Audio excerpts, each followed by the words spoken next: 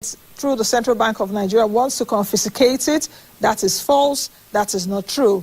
According to Hakama Sidi Ali, who is the Acting Director, Corporate Communications Department at the Apex Bank, she reaffirmed and said that the allegation is false and aims to incite panic in the foreign exchange market, which the Central Bank of Nigeria is working to stabilize. Still with the Apex Bank, it has restricted the operations of the international money transfer operations, IMTOs, to only inbound transfers, stopping outbound transfers. And this implies that the IMTOs can no longer facilitate money transfers from Nigeria to other countries. They are also barred from purchasing foreign exchange from the domestic market, and this marks a significant change in the regulatory landscape for the foreign exchange and remittance services in Nigeria. And this also follows the announcement by the CBN that it has banned banks and financial technology companies from international money transfer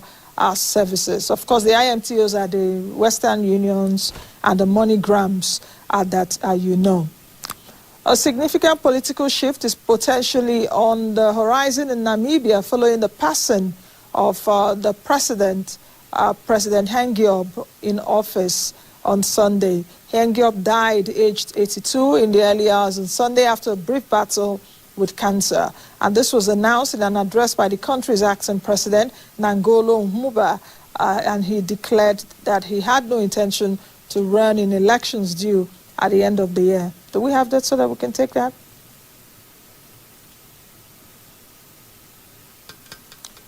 Okay, let's quickly move on to another story. The Canadian government has announced a 2-year extension to its existing ban on foreign ownership of residential properties.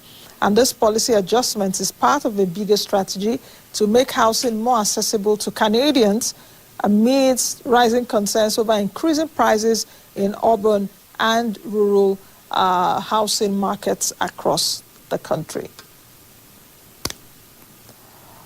All right, let's quickly take you through the markets. Last week, it was a jamboree for the market. We've seen that the exchange has been really, on the positive side since we started this year.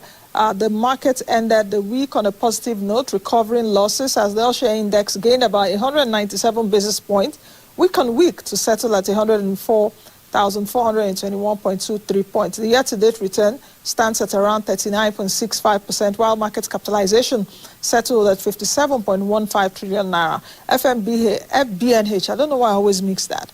FBNH, that's FBN Holdings, Transcore and UBA held the top spot as the most traded stocks by volume, while Dangote Cement, FBNH, as well as Zenith Bank topped the value chart. In the money market, we saw an improved liquidity as OBB and overnight rate rose to 20.20% and 21.20% respectively. The Treasury bills market was calm as CBN floated and sold about 50 billion across the 92-day, 176-day and 365-day bills. For the bond market, it was a bearish one as the DMO offered about 360 billion naira in bond auction. On a week-on-week basis, we saw that yields increased. The FGN Eurobond market saw a bullish trend triggered by the $500 million released by the central bank for the FX backlog. Now, let's take a look at the Naira. It gained to 1,435 Naira 53 kobo to $1 as at last Friday at the official market. You would also recall that we saw last week the Naira at the official market recording a low as against the parallel market. If we move over to the U.S. market, stock futures were a little bit low this Monday after U.S. Fed Reserve Chair Jerome Powell dashed investors' hope for interest rate cuts, while European markets opened lower this Monday as investors digested the latest comments from U.S. Fed Chair. And we saw that Chinese stocks reversed losses overnight, while Asian markets were low on fears of higher interest rates. All prices stabilized in early Asian trade this morning, while Brent traded at $77.41 a barrel. Gold price fell today as U.S. dollar and Treasury yields surge. All right, let's quickly take a break. And when we return from the break, it will be time for us to get into our first conversation. And we will be talking about the Naira, but from another angle. If you reside in Abuja, even if you don't reside in Abuja, you must have seen the news last week. In case you didn't see it, we saw that the BDCs in Abuja, the Abuja branch of the BDCs, went on a no sales day, something like a strike for 2 days last week, Thursday and Friday. I'll be chatting with the Association of Bureau de Change Operators in Nigeria, the president, in a short while to speak to me about that. And if that is really a tradition, and where do we go from here, as well as the role of the Bureau de Change Operators in the movement of the Naira lately. We'll be right back. And after that also, we have a second interview, but just do stay tuned. Don't go anywhere. We'll be right back. And the pillar for the Namibian House. Mbamba said he had no plans to run in elections due at the end of the year.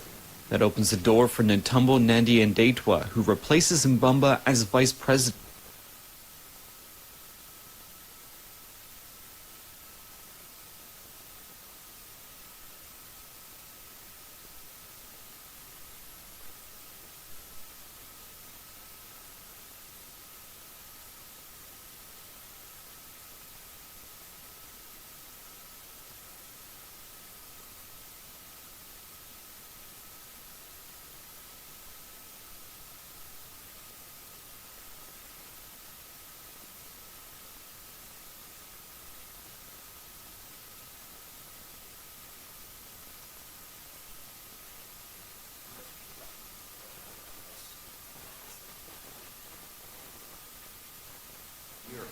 That opens the door for Ntumbo Nandi-Ndaitwah.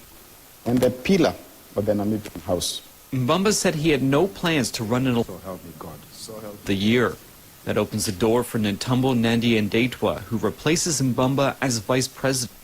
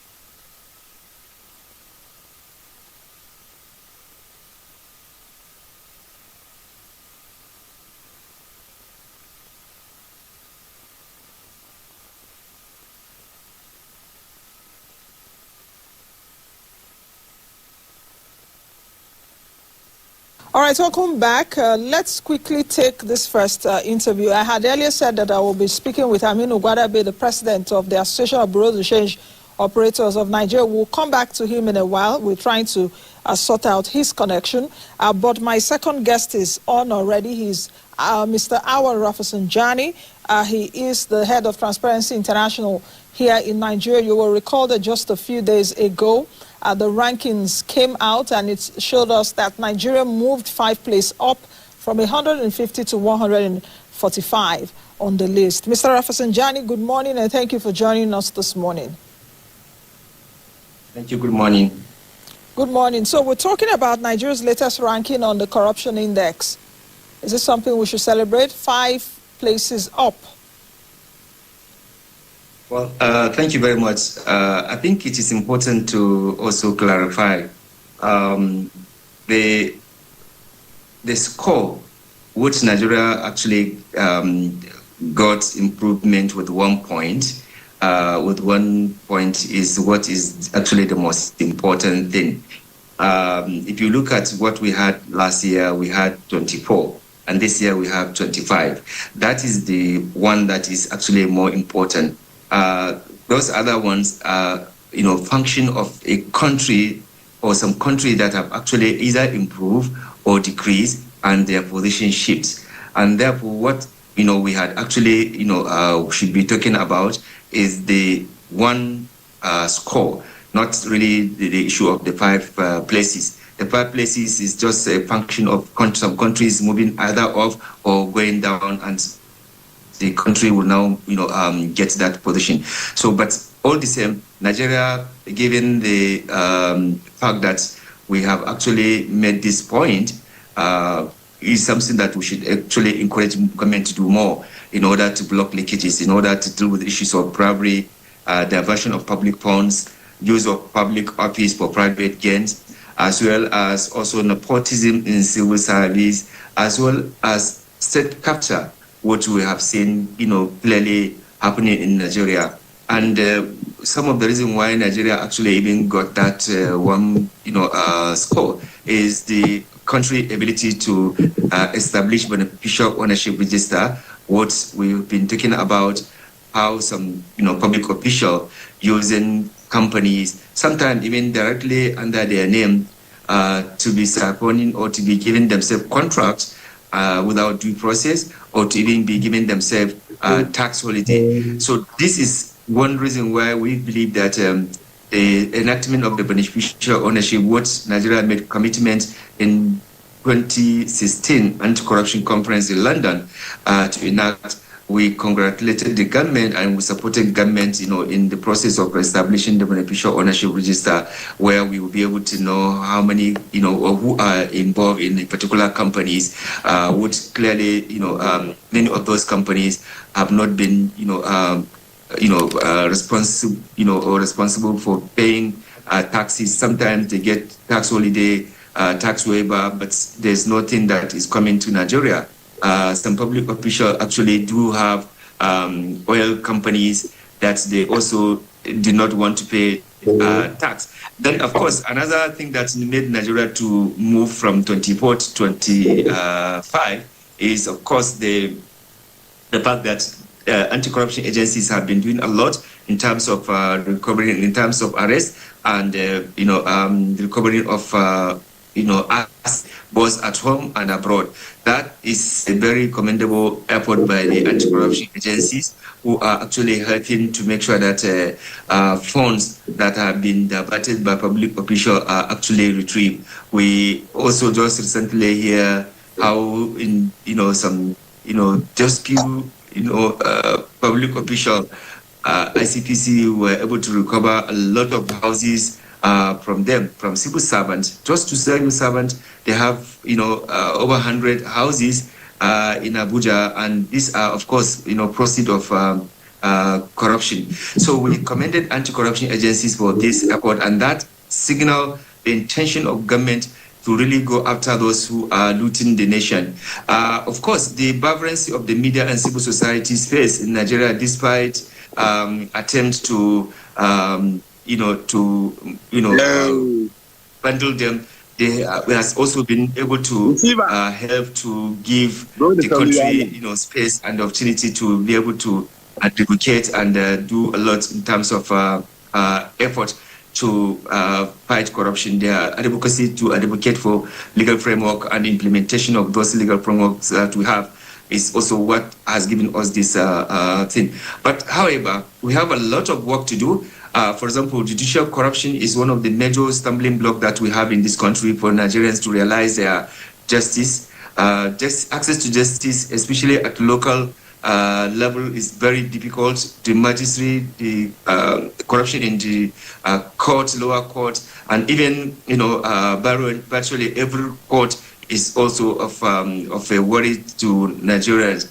And of course, the electoral tribunal judgment that you have seen, where you have so many contradictions and so many allegations of exchanging money, is one thing that we really need to do a lot in terms of restoring confidence of Nigerians to the judicial system in the country and administrative justice system generally in Nigeria. Again, we need to also make sure that our electoral process is not, the kind of electoral process that will allow use of dirty money to capture power for personal interest, where a situation where people will win an election genuinely, and because of money, because of intimidation, because of harassment, because of use of incumbency, you will now deprive winners from having their victory. This has to be improved. This has to be changed. And of course, you see that the corruption in the security sector is a major threat, and that will continue to undermine our progress in the anti-corruption. Okay. We've seen a lot of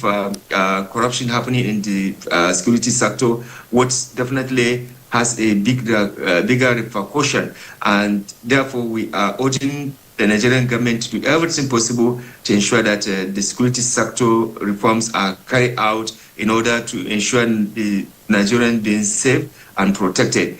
Also, importantly, many policies or legal framework that we have that will help to fight corruption are not being respected.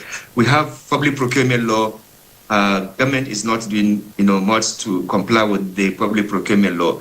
We have freedom of information law that is not also being implemented or complied with, and several other areas that require seriousness.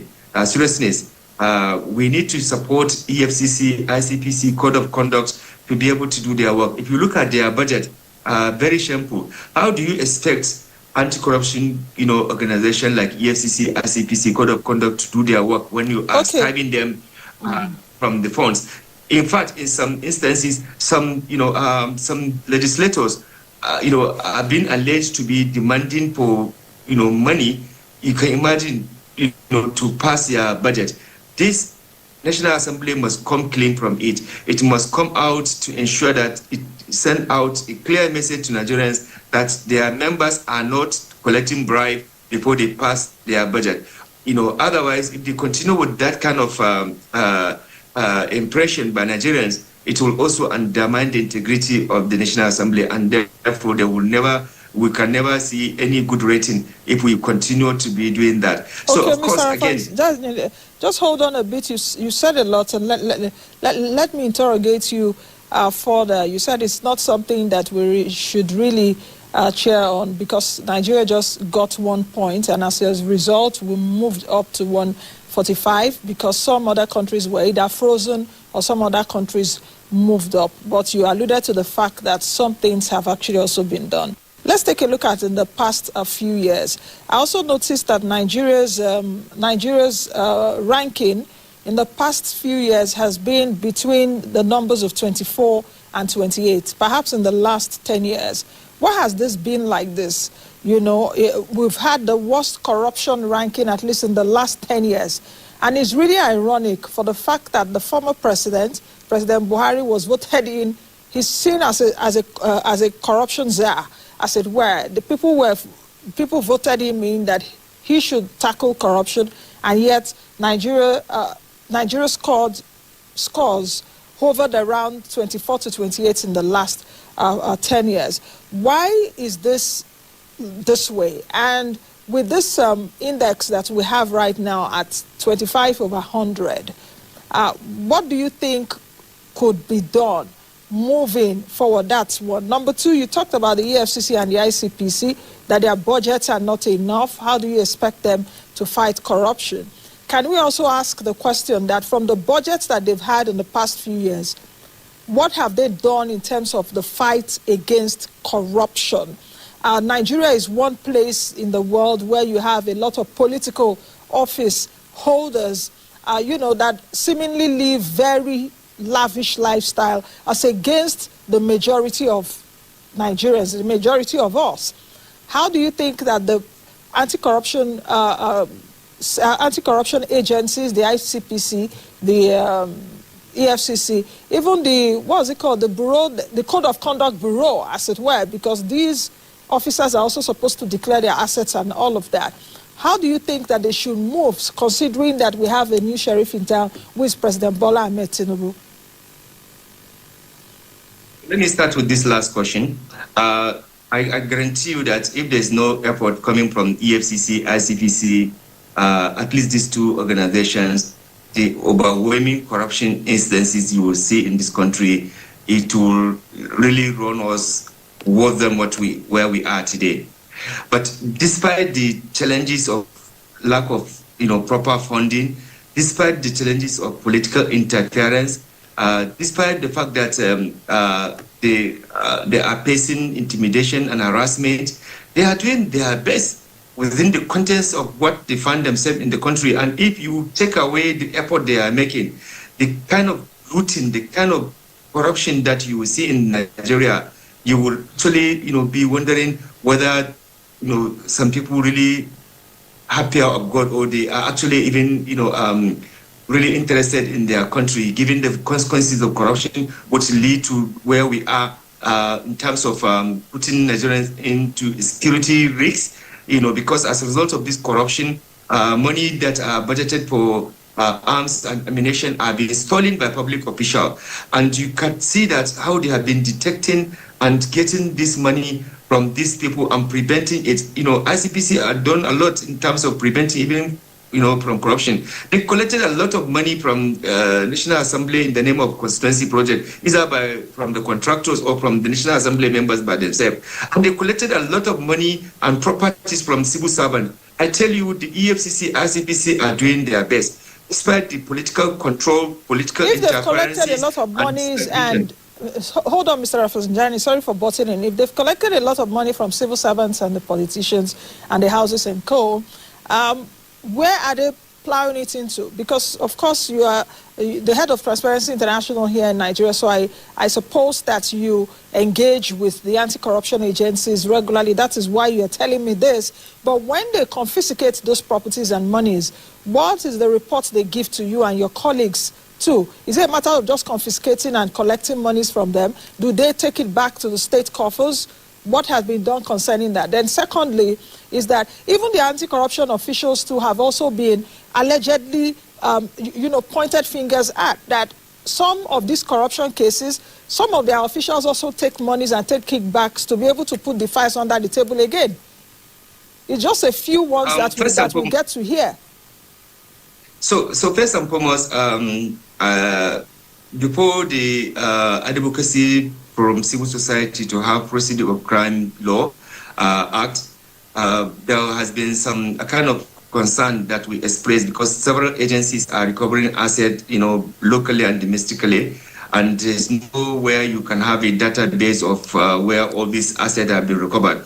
However, with the enactment of the Procedure of Crime Bill law, which we have in place, we are now beginning to make sure that assets are recovered, and there's supposed to be a central data where Nigerians will actually see exactly what had been recovered by EFCC, ICPC, Code of Conduct, Police, Custom, NLD, and the rest of the agencies that are recovering assets in the country. So we are still advocating and trying to make sure that we have a central unified data where we can have evidence on what had been collected and what had been used, for. So that's one, advocacy we are still pushing, we are still making. The second challenge that, you know very well, the political influence EFCC, ICPC will do the prosecution, will even get judgment to jail some people, and some people will use their political power to release them. They will pardon them after spending huge amount of money, time, energy, and risking their life. Then they will just say they have pardoned them. This is definitely frustrating and is not good. Thirdly, the politicians are not interested to ensure that the EFCC, ICPC, they have enabling resources to do the work that they are doing. And that is why I look at their budget, even the budget of 2024, look at how much they allocated to EFCC, to ICPC, to Code of Conduct. Virtually, very insignificant. And on top of it, some of the crazy people will still want to go and start, demanding for payable from those people. And I am calling on EFCC, ICPC, anybody from the National Assembly or from the executive that will come to ask them for any money or anything, they should actually arrest that kind of person, no matter how powerful that person is. This is the only way to rescue the anti-corruption agencies, to make them independent, to also stop all this extortion that some people are using their position to do. If we do not show example, we will not be able to go anywhere. Then the other thing that I also want to mention, which you mentioned, why is it that Nigeria in the last 10 years has consistently not been able to move forward, despite the fact that Buhari was seen to be, somebody who wants to support anti-corruption or who wants to fight corruption. Sadly, we did everything possible to support the Buhari administration government to ensure that we give them advice on what to do in order to mitigate and improve Nigerian, corruption situation. You see a lot of money stolen, and Nigerians will speak about the people who are doing this. Buhari will not say anything. No investigation, nothing. You would see that some people will be jailed and Buhari will give them pardon. You will see that legal instrument that will help to fight corruption will not be implemented. Again, Buhari refused to even constitute people of integrity that can help him, implement anti-corruption agenda in Nigeria, and even at the state level, because when we are talking about Nigeria, we are not just looking at federal level. We are looking at state and federal as well as local government. Now, as a ruling party with overwhelming majority in both National Assembly and the state governors, we expected Buhari administration to sit down and dialogue with the governors, local government chairmen, to put a common agenda to fight corruption. That did not happen, despite the fact that we advocated for having a national strategy to fight corruption. That document was undermined. It was not worked on.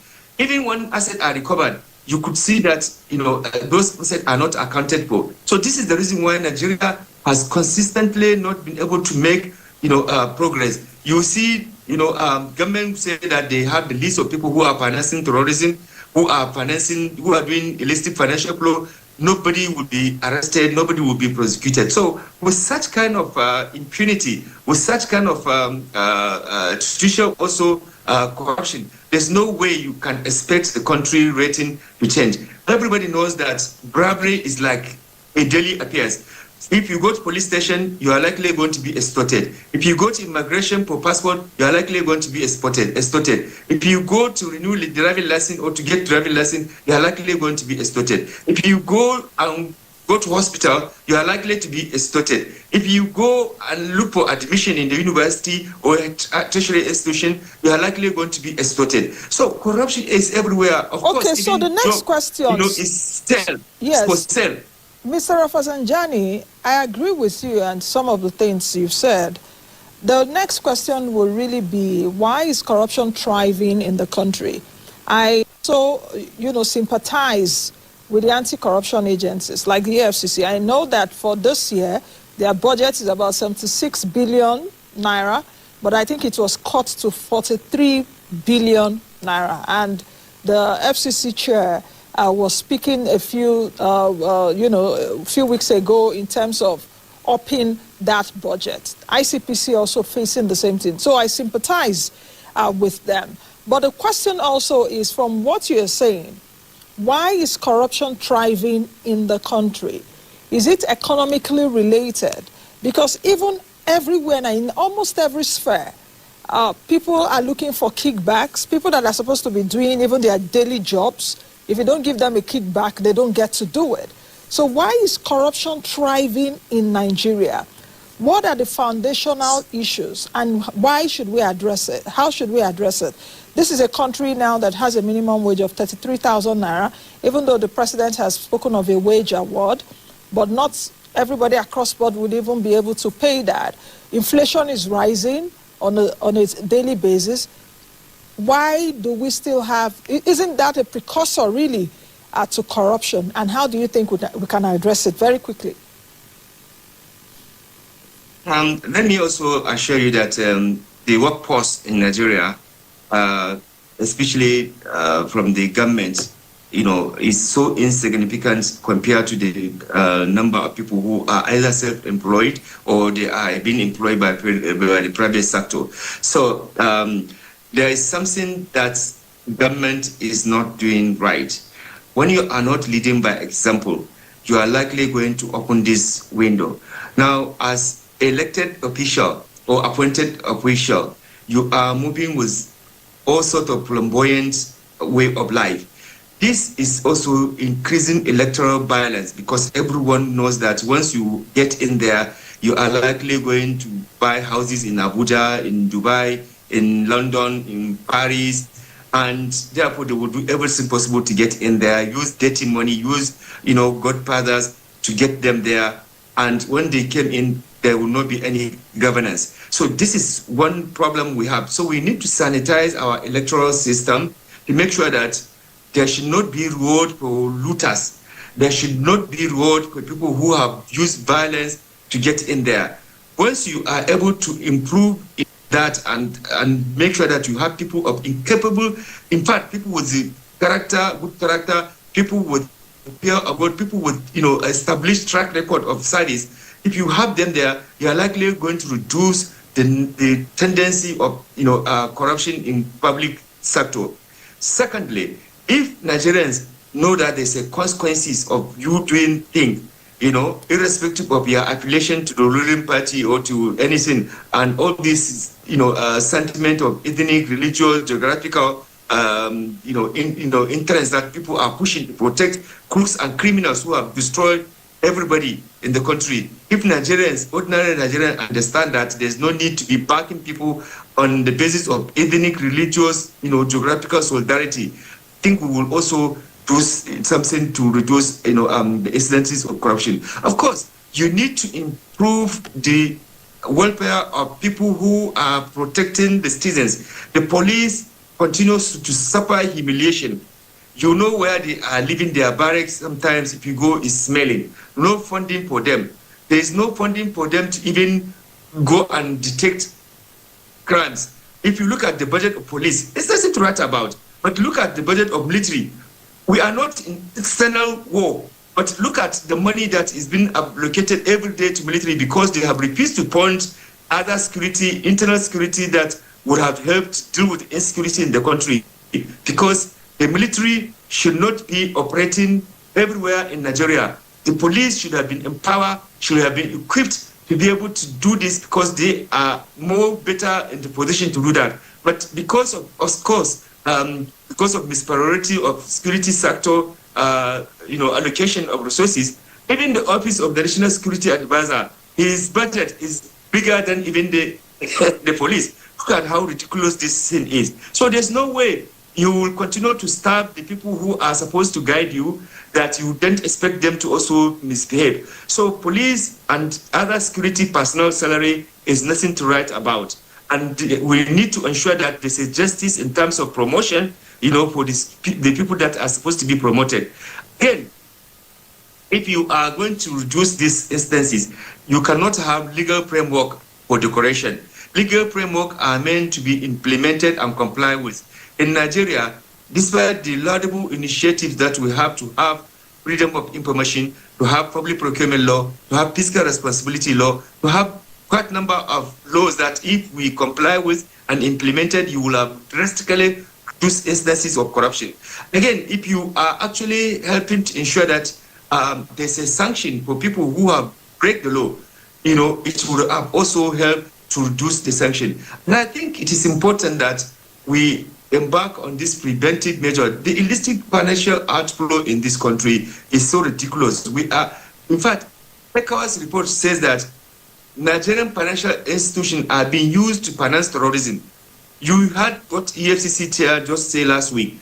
Some so-called religious groups, they are actually doing and harboring, terrorism financing in Nigeria. Yet government is not able to go after them. So if you continue to do all this, pretending and all this cover up, there's no way you can defeat corruption and corrupt people. And again, if you are rewarding political appointment for corrupt people who are under either investigation or who have clear record of corrupting looters, and you are awarding appointment for them, I think you are joking. You cannot say that you want to fight corruption. So to conclude on this is to say that fight against corruption is a collective responsibility that we must, all of us, be able to buy in and knows that to contribute towards eradicating or reducing corruption will have significant influence in our social sector, which includes education, healthcare system, infrastructure, and other social well-being in the society. So it is important because you think that you have a rented protection for 4 years or 8 years, and you will continue to ignore the importance of putting system that can help improve productivity, ensure reward for good services, ensure that you motivate and cultivate Nigerians on even the fight itself.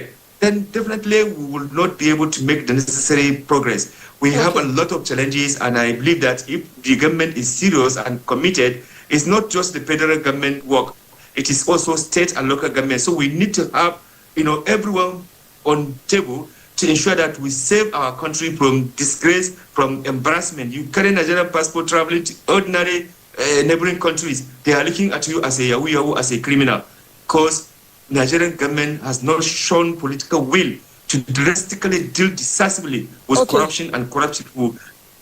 Okay, I think we'll leave it at that. Your points have been noted. Of course, there's a need for the agencies that fight corruption. There's a need for their budgets to be more than what it is right now. In fact, I had to look through those budgets for this year. The EFCC 43 billion, even though the chairman is saying that they need to raise it to more than that. I also saw, I think the Ministry of Police Affairs, over 860 billion for this year. The NSA's office is 65 billion now, which is lower than the budget it got in 2023, which was around 75 billion naira.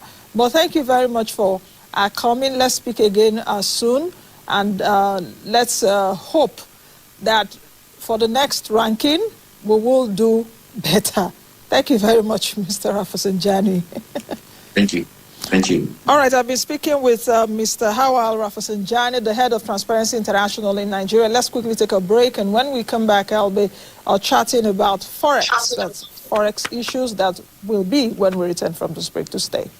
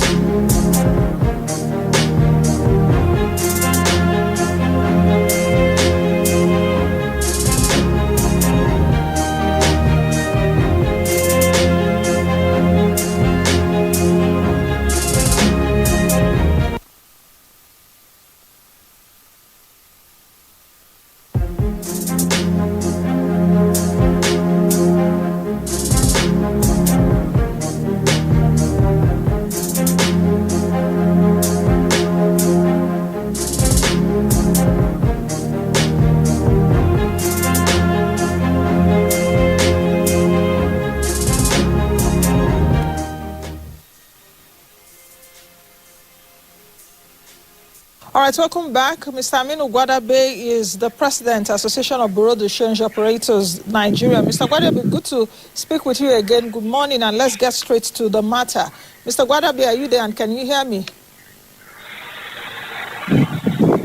Hello, good morning, Nancy. I can't hear you well. Yes, I can hear you very well. Can you hear me now?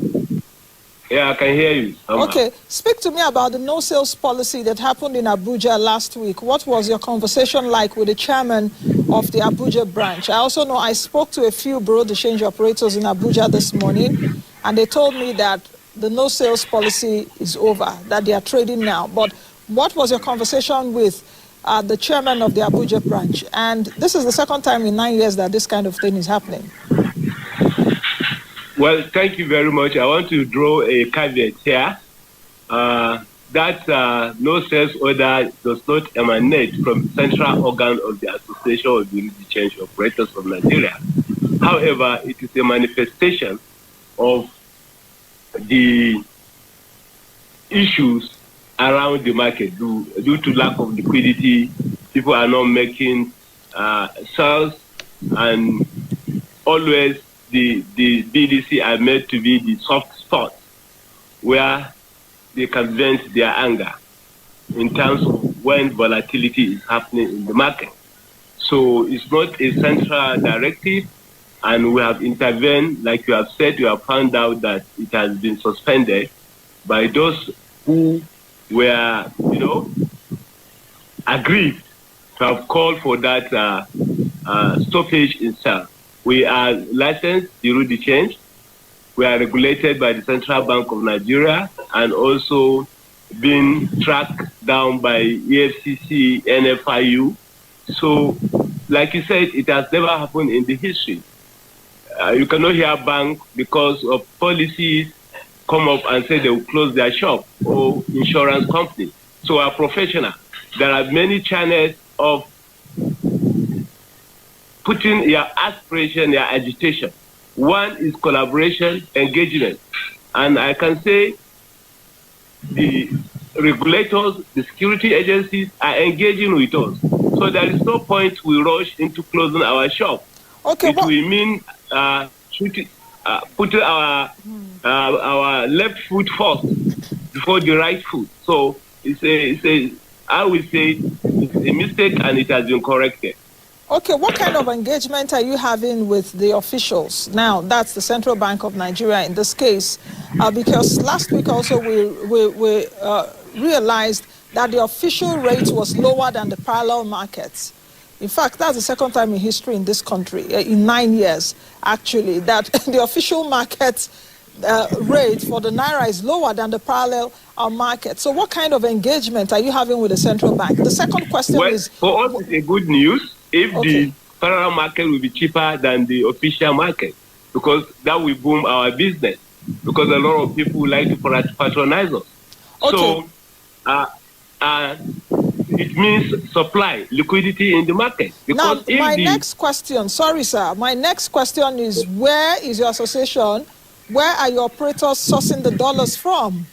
Where do you guys get dollars from? And some of your operators too have also been pointed to making this market volatile, as we have seen it in the past few years. Where do you get your dollars from? That's the first question. From our requirements. Before you are licensed, you are allowed to access 4 sources. One is the CBN window, 2 is the interbank, 3 agency of international money transfer operator, 4 working customer. That is what our guidelines said, our sources of funds. But as we speak, because of inhibitive regulatory policy, we are only meant to have the working customer. And unfortunately, the working customers are customers that were competing with the street market operators. Nobody even wants to. You are having an office as a Bureau de Change, you are wasting your time. You are having an office as a Bureau de Change, you are wasting your time. Nobody will come to your office because of your documentation, your requirements, give me your ID card, give me your passport, give me your BBN, and I'm having the same source with them that they are buying. We are buying the same price. So tell me, for God's sake, who will come to me whereby I'm obliged to ask him all these questions, and I have to buy from the same question. My competitor is buying the same price with him. So for you to really survive, you have to embrace all survival options. What is all survival options? You have to be part of what they are doing. Most of us have to run under and be doing like parallel operators, which is not supposed to be because of inhibitive policy. We cannot operate in an environment that we are obliged to make some requirements, make some demands from our customers, and we are having the other market just by our left. So are you saying that the BDCs now are operating just like the parallel market operators? That's not what I'm saying. I'm saying we are forced because we don't have any other sources. The only sources we have is the same thing they are having. So for you to operate, no patriotism in capitalism. So is that part of why we are seeing that the Naira has been volatile in the past few days? Is that why we have been saying that the Naira has been volatile and why there was a no sale? Why is Naira volatile? Yes, is that part of the reason why we have seen that the Naira has been volatile in the last few days and Definitely, lack of liquidity is the elephant in the house. Okay. It's a demand and supply thing.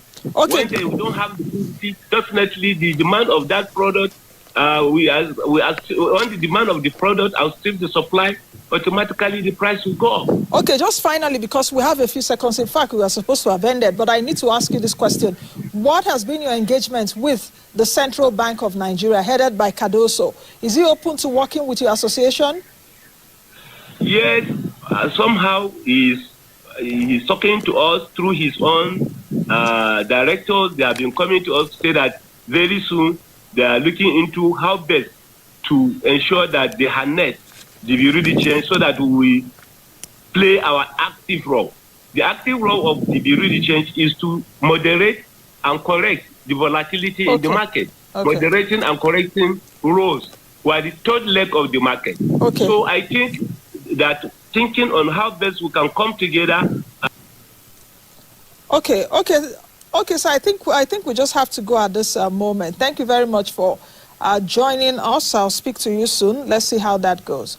I'll be speaking with Mr. Aminu Gwadabe, who is the President Association of Bureau de Change Operators Nigeria. That's the show today. Please join us again tomorrow for another edition. Be the best you can be and be the change that you want to see. I am Nancy Najibai now.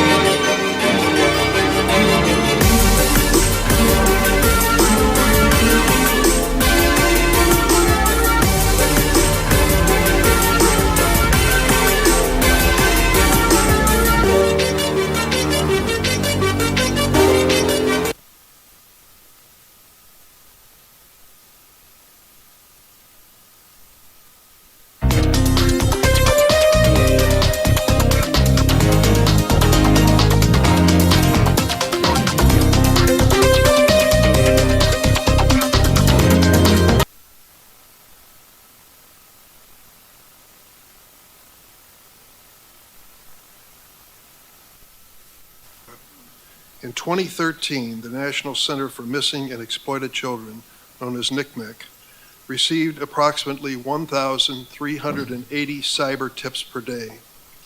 By 2023, just 10 years later, the number of cyber tips has risen to 100,000 reports a day. That's 100,000 daily reports of child sexual abuse material, also known as CSAM.